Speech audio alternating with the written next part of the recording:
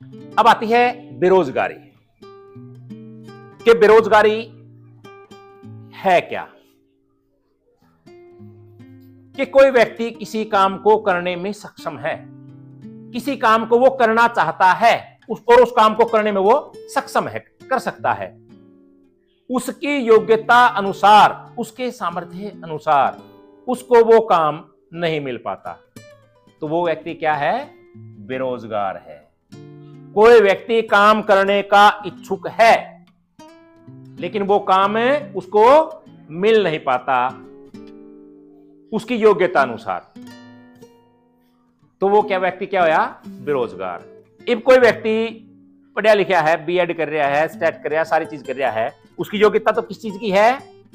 अध्यापक की, लेकिन उसको काम अध्यापक वाला मिल नहीं रहा, खाली बैठा है, लेकिन वो अध्यापक बनने का इच्छुक है। अगर वो खाली बैठा है तो वो क्या है? बेरोजगार है। तो इसको बोलते हैं बेरोजगारी। अब हमारी जो बेरोजगारियां हैं वो बेरोजगारी की टाइप अलग अलग हैं, कई तरह की बेरोजगारियां हैं। अब वो बेरोजगारी के टाइप कौन कौन से हैं? पहला हमारा है मौसमी बेरोजगारी। जरूरी नहीं है कि हर व्यक्ति को पूरा साल रोजगार उसको मिलता रहे, पूरा साल उसको रोजगार मिले। हो सकता है उसको किसी एक मौसम के अंदर, एक ऋतु के अंदर उसको काम मिलता हो, बाकी मौसम में वो खाली रहता हो। तो ऐसी जो बेरोजगारी है उसको बोलते हैं मौसमी बेरोजगारी।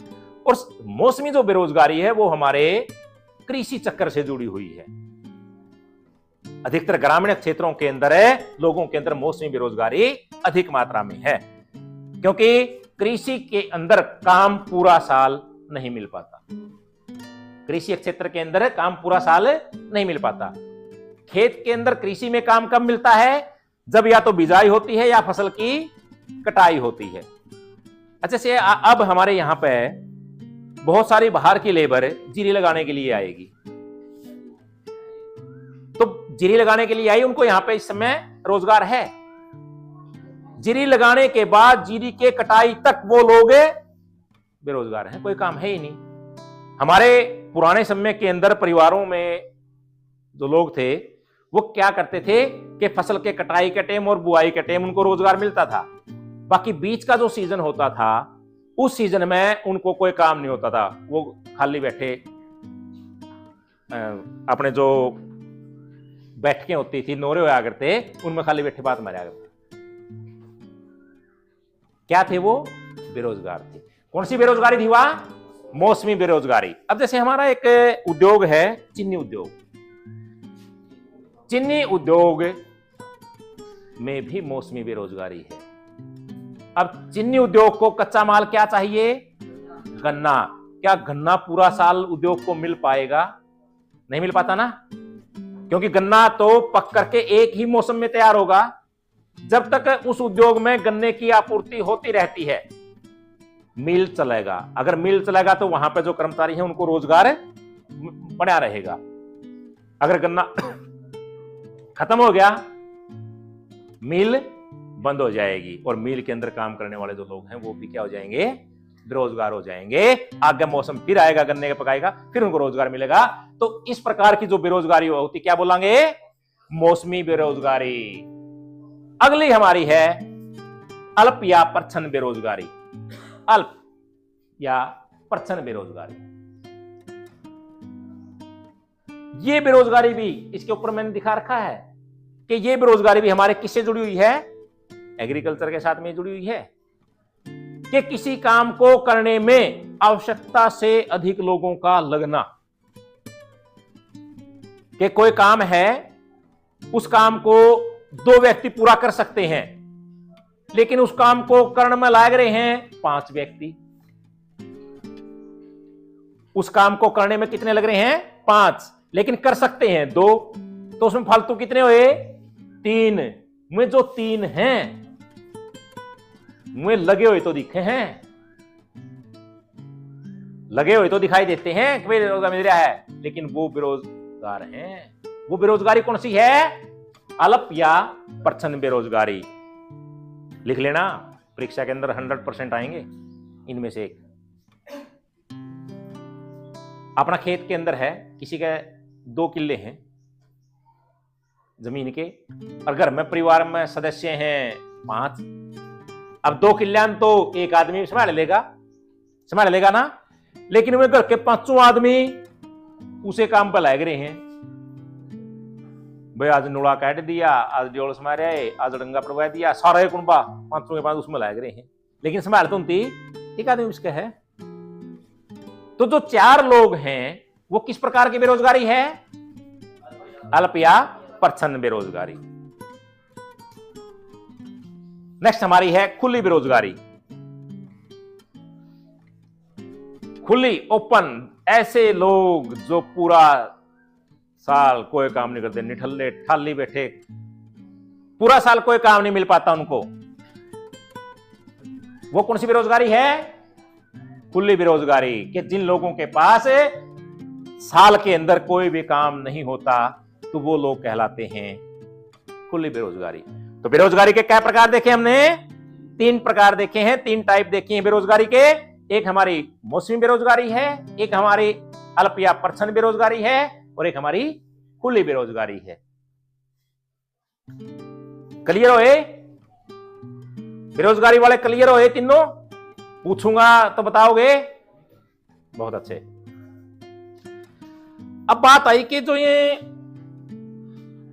रोजगार हैं, ये रोजगार कैसे सृजन हो, रोजगार लोगों को कैसे दिए जाएं?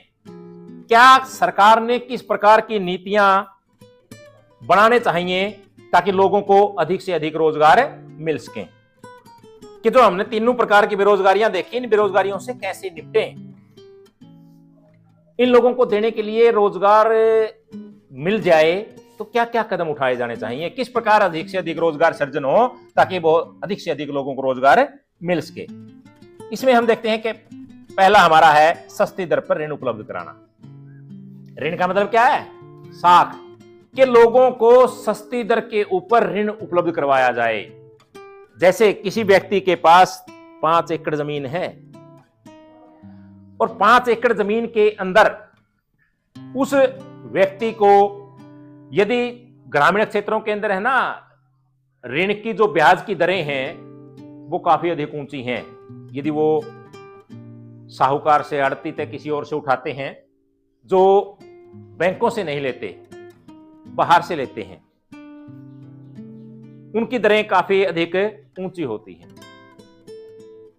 यदि वो किसी खेत के लिए ऋण लेते हैं और मान लीजिए मौसम खराब हो जाता है, कोई बीमारी आ जाती है, फसल मर जाती है, लेकिन साहूकार का ब्याज तो चलता रहता है और वो बेचारा उस ब्याज के दलदल में, चक्कर में वो किसान फंस जाता है और उसको उतारने के लिए उसकी पूरी जिंदगी चली जाती है।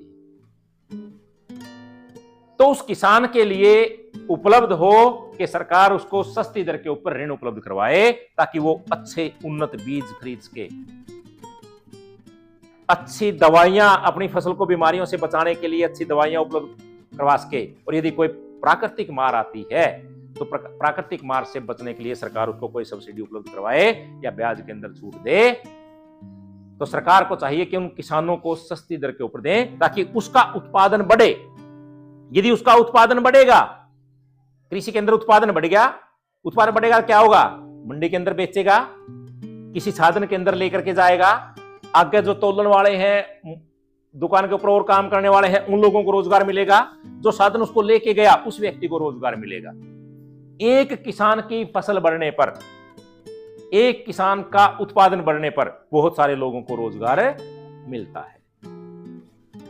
वही किसान ज्यादा जब उत्पादन हो जाएगा, उसके पास पैसा ज्यादा होगा, तो वो कोई ना कोई साधन भी लेगा ना।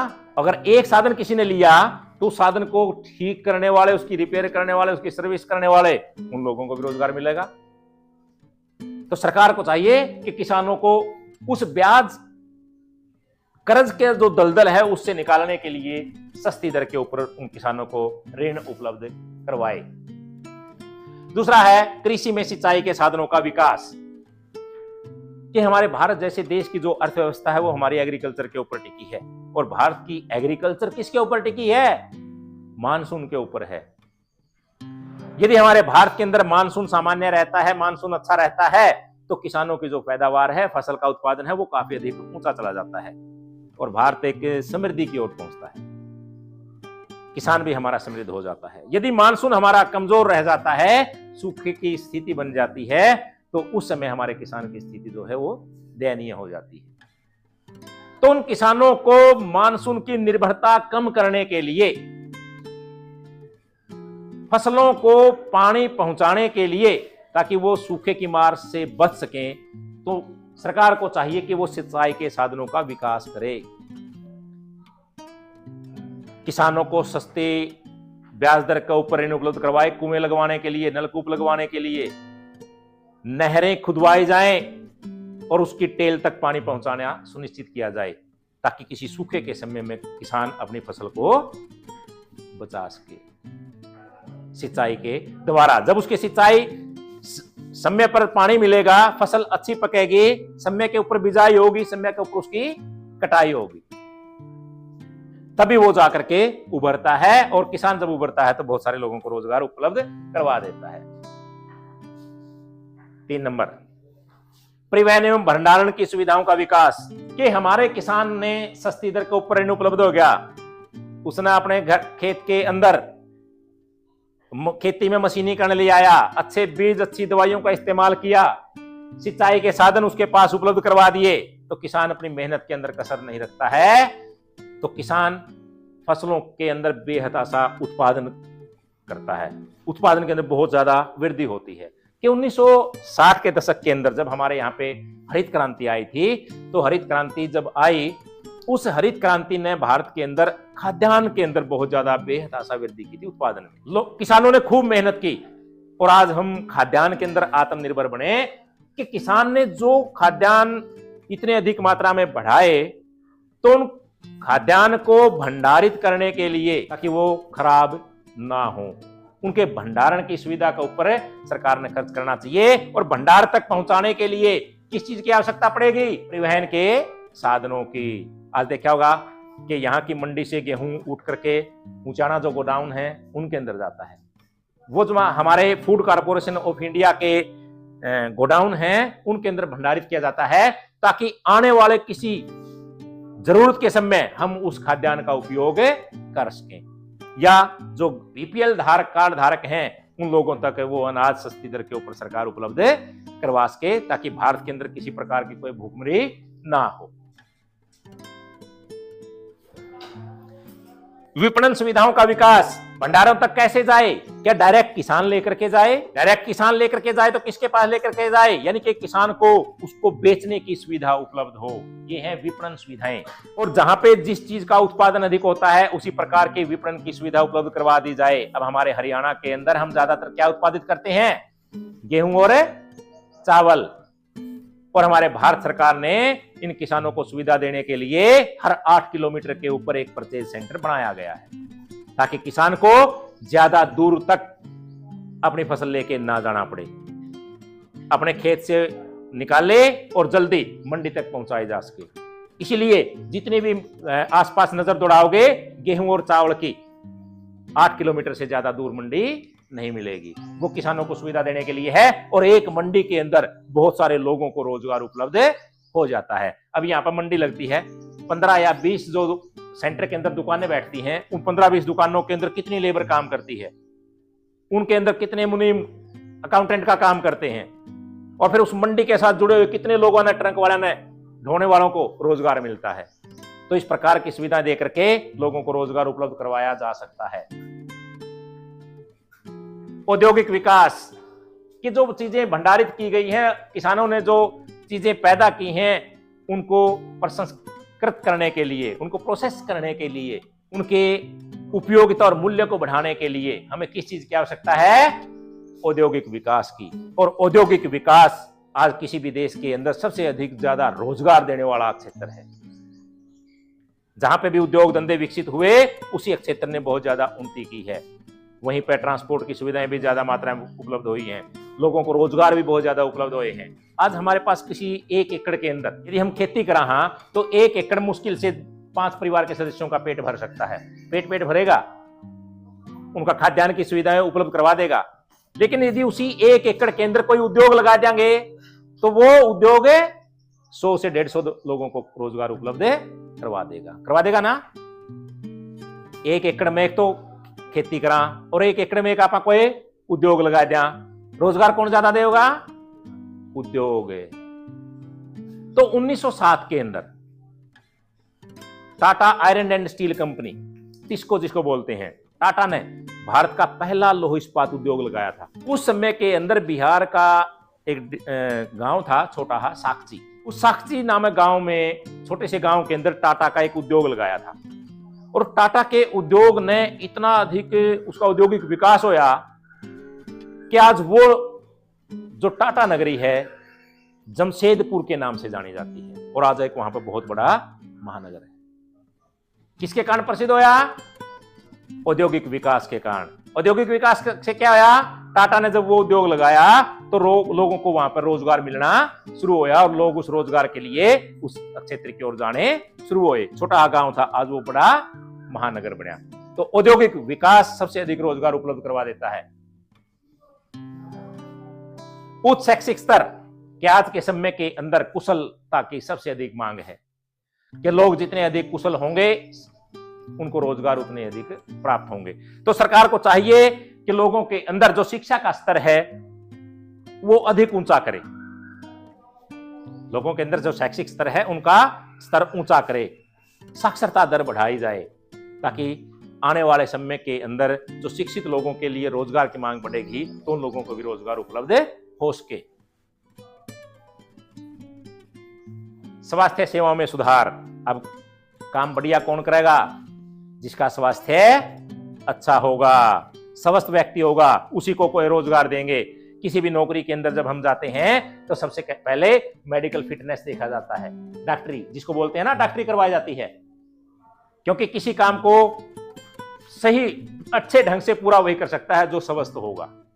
इसलिए सरकार को चाहिए कि स्वास्थ्य सेवाओं के अंदर भी सुधार लाया जा सके और साथ में जो स्वास्थ्य सेवाओं के साथ में जुड़े हुए लोग हैं उन लोगों को भी, हमारे बहुत सारे नर्सेज हैं, जीएनएम हैं, एएनएम हैं, डॉक्टर हैं, उनके लिए भी रोजगार सृजन हो। जितने ज्यादा हॉस्पिटल होंगे उतने लोगों को स्वास्थ्य सेवाएं तो बेहतर मिलेंगी, लेकिन बहुत सारे लोगों को उस मेडिकल फैसिलिटी के अंदर जो रोजगार है वो भी प्राप्त होगा।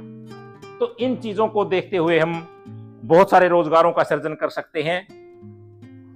एक और है पर्यटन क्षेत्रों का विकास। आज का नया रोजगार का साधन है कि पर्यटन जो क्षेत्र हैं उनको विकसित किया जाए ताकि बाहर से आने वाले व्यक्ति अपने आनंद के क्षण वहां पे बिता सके। पर्यटन किसी भी रूप में, ऐतिहासिक रूप में ले, मनोरंजन रूप में ले या भू आकृति के रूप में ले। अब पर्यटन क्षेत्रों के अंदर जब हम वहां पे जाते हैं तो वहां पे हम खाना भी लेंगे, वहां पे हम ठहराव के लिए कमरा भी लेंगे। जब वहां पे हम खाना लेंगे तो होटल वाले को, वहां पे काम करने वाले जो लेबर है उसको रोजगार मिलता है। वहां पे बहुत सारे गाइड हैं जो वहां की चीजों के बारे में हमें बताते हैं, उसको रोजगार मिलता है। अब हम वैष्णो देवी जाते हैं, हमारी आध्यात्मिक है लेकिन वो एक पर्यटन स्थल भी है, तो वहां पे जब जाएंगे तो बहुत सारे खच्चर वाले हैं जो ऊपर तक लेकर के जाते हैं लोगों को, जो चल नहीं सकते उन लोगों को वहां पे बिठा के ले जाते हैं। तो कितने घोड़े वाले ना वहां पे काम मिल रहा है। अभी पहलगाम के अंदर जो ये हादसा हुआ, पहलगाम एक बहुत बढ़िया पर्यटन स्थल है, लोग वहां पे घूमने के लिए गए थे और हमारे जम्मू कश्मीर की जो पहाड़ी क्षेत्र हैं उनकी जो अर्थव्यवस्था है वो लगभग किसके ऊपर टिकी है? पर्यटन के ऊपर टिकी है। अब जब वहां पे ये घटना घटी तो वहां पे अंदेशा हुआ कि अब पर्यटन आने कम शुरू होंगे, क्योंकि जहां पे इस प्रकार की आतंक की घटनाएं घटती हों तो कोई अपनी जान जोखिम में डाल के वहां पे जाओगा।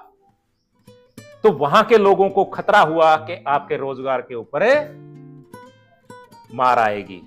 तो उन लोगों ने हाथ जोड़े कि नहीं, हम आपके साथ में हैं, ऐसा यहां पर खतरा नहीं होने देंगे, ये आतंकी घटना है, बुरी घटना। उन लोगों ने भी उसका विरोध किया था, उन लोगों ने बहुत विरोध किया, रोए हैं बेचारे। क्यों रोए? अगर पर्यटक नहीं आए तो उनके रोजगार खत्म हो जाएंगे। कौन होटल लेगा? अगर कोई नहीं गया तो होटल कौन लेगा? अगर होटल किसी ने नहीं लिया तो क्या होटल वाला फ्री में वेटर ने रख लेगा? इसलिए वो बेरोजगार हो जाएंगे। तो पर्यटन का विकास भी बहुत सारे लोगों को रोजगार उपलब्ध करवा देता है। तो ये थे हमारे यहाँ पे कि रोजगार सृजन कैसे कर सकते हैं। ये 8 पॉइंट थे, इनके द्वारा हम बहुत सारे रोजगारों को सृजित कर सकते हैं। अब भारत की एक जनसंख्या की ओर देखते हैं, हमारा बाल श्रम। बाल श्रम क्या है कि हमारे पास एक डाटा देखते हैं हम कि 5 से 29 आयु वर्ष के हमारी जनसंख्या में 60% लोग हैं। 5 साल से लेकर के 29 साल तक के जो युवा हैं और जो 5 साल के बच्चे हैं, उनको कुल को मिला करके कितने प्रतिशत जनसंख्या है? 60% जनसंख्या है। अब इस 60% जनसंख्या में से हमारे यहां पे 52% ऐसे हैं इनमें से जिनका स्कूल में एडमिशन है, स्कूल में एडमिट है, पढ़ते हैं, अभी तक वो बेरोजगारी के अंदर नहीं आए हैं। किसका 52%? जनसंख्या का नहीं, जो हमारे यहाँ 60% थे इनका 52%। अगर इन 100% मानना है तो इनमें से 52% तो क्या में है? स्कूल में एडमिट हैं। बच गए कितने? 48। ये 60% नहीं है, इसको मैंने फिर 100 मान लिया। अब केवल इस जनसंख्या की बात हो रही है, केवल इसकी कुल जनसंख्या में तो ये 60% है। अब यहां पे केवल या जनसंख्या ले रखी है, या मैंने पूरी 100 मान ली यहां पे, तो ये इसमें तय 52% बच्चों का तो हो गया स्कूल में एडमिशन, और बाकी जो प्रतिशत बचा है इसका 48%, वो बच्चे हमारे हैं drop out. Drop out means school से बाहर हैं, नाम कट गए उनके, किसी कारण से वो स्कूल में नहीं आ पाए। अब जैसे अपने बहुत से नाम कटे थे पीछे 1-2 के, तो वो क्या थे? ड्रॉप आउट थे। अब 48% जो ये बच्चे हैं, क्या ये घर पे रहते हैं? खाली रहते हैं? ये कहीं ना कहीं किसी न किसी काम के अंदर लगे हुए हैं। कोई होटल पे लाया गया, कोई ढाबा पे लाया गया है, कोई चिड़ाई का काम पे लाया गया है, यानी कि ये किसी न किसी घर वाले ने काम पर लगा रखे हैं। कोई छोटी मोटी फैक्ट्रियां हैं उसमें लगा रखे हैं। लेकिन हमारे यहाँ पे भारत सरकार ने 14 वर्ष तक के किसी भी व्यक्ति को, किसी भी बच्चे को काम पर रखना कानूनी अपराध है। घर का काम पे नहीं, कदे घर का काम पे, घर क्या ना कह दो कानूनी अपराध है, घर का काम पे नहीं। किसी होटल में, किसी ढाबे पे, किसी उद्योग में, चिनाई का काम पे, वहां पे बच्चे से काम, 14 साल तक के बच्चे से काम नहीं ले सकते, वो कानूनी अपराध है, बाल श्रम निषेध कानून के तहत। लेकिन हम फिर भी देखते हैं कि हमारे 48% बच्चे स्कूलों से ड्रॉप आउट हैं। ये था हमारा बाल श्रम, और वो 48% कहीं ना कहीं पे क्या लग रहे हैं? काम पर लग रहे हैं, बाल श्रम में हैं। कानून बनने के बाद भी हमारे 48% बच्चे ड्रॉप आउट हैं। रोजगार के लिए सरकार की नीति, सरकार ने क्या कदम उठाए रोजगार देने के लिए लोगों को? पीछे हमने 8 कारण देखे कि ऋण उपलब्ध करवा दो, सिंचाई के साधन करवा दो, परिवहन विकसित करवा दो, विपणन सुविधाएं दे दो, उच्च शैक्षिक सत्र बनाओ, औद्योगिक विकास कर दो। लेकिन सरकार ने नीतिगत कार्य कौन सा किया है जिसके तहत लोगों को रोजगार की गारंटी दी गई हो? तो इसके लिए सरकार ने कानून बनाया, मनरेगा, महात्मा गांधी रोजगार गारंटी अधिनियम 2005। प्रश्न आ सकता है, महात्मा गांधी रोजगार गारंटी अधिनियम 2005 कब बनाया? 2005 में। शुरुआती दौर के अंदर जब यह बनाया गया था, इसके अंदर एक नियम दिया गया था कि कोई व्यक्ति जो काम करना चाहता है उसको साल में कम से कम 100 दिन का रोजगार सरकार उपलब्ध करवाएगी। ये थी महात्मा गांधी रोजगार गारंटी अधिनियम। अधिनियम कहता है कि जो व्यक्ति काम करना चाहता है वो रजिस्टर्ड करवाए, सरकार उसको कहीं ना कहीं पे काम उपलब्ध करवाएगी साल में 100 दिन के लिए। अब गांव के अंदर आप लोगों ने देखा होगा ना, बहुत से अंदर उसमें मनरेगा में जावे हैं, कापी बनी हुई होंगी, चाहे कहीं पे रजबा है वो साफ करना है, स्कूल की सफाई करनी है, गांव के अंदर गड्ढे खोदने हैं, उनका शुरुआती दौर के अंदर भारत में 225 जिलों के अंदर लागू किया गया था।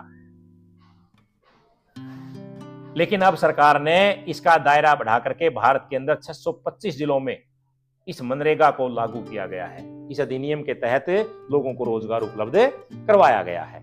यह उठाया था सरकार ने कदम, ताकि किसी भी व्यक्ति को कहीं पे रोजगार नहीं मिलता है तो सरकार उसको मनरेगा के तहत रोजगार उपलब्ध करवाएगी साल में 100 दिन के लिए। संगठित व असंगठित क्षेत्रों का विभाजन। अब हमारे जो ये रोजगार थे, ये रोजगार हमारे दो क्षेत्रों के अंदर हैं। एक हमारा है पब्लिक सेक्टर संगठित, और एक हमारा है प्राइवेट सेक्टर। संगठित व असंगठित क्षेत्र हमारे रोजगार इनमें बटे हुए हैं। अब ये क्या है संगठित और असंगठित क्षेत्र? संगठित क्षेत्र, इसमें वो क्षेत्र हैं जो किसी राज्य सरकार या केंद्र सरकार के अधीन होते हैं, जिसको आप बोल देना सरकारी नौकरी।